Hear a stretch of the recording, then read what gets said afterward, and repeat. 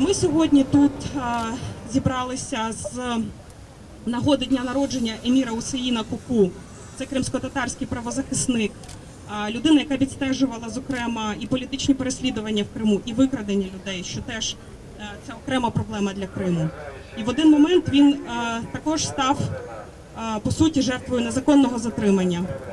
Поки що він перебуває в СІЗО міста Сімферополя, так само, як і 10 інших фігурантів так званих справ кримських мусульман. Всього зараз таких людей 14 кримських татар, кримчан, які затримані, і їм інкримінується стаття 205.5.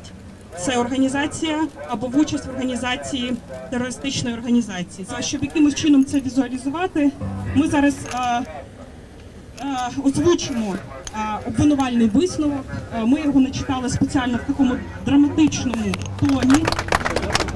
Реализуя преступный умысел, регулярно организовывал проводи раскола общества, осознавая общественную опасность своих действий, умышленно организовал деятельность. Biz senin için kurşuncamız. Аллах сана ярдим отцім. Цими словами я хочу звернутися до цього хлопця і сказати: тримайся, ми всі будемо боротися за тебе. І хай Бог тобі допоможе.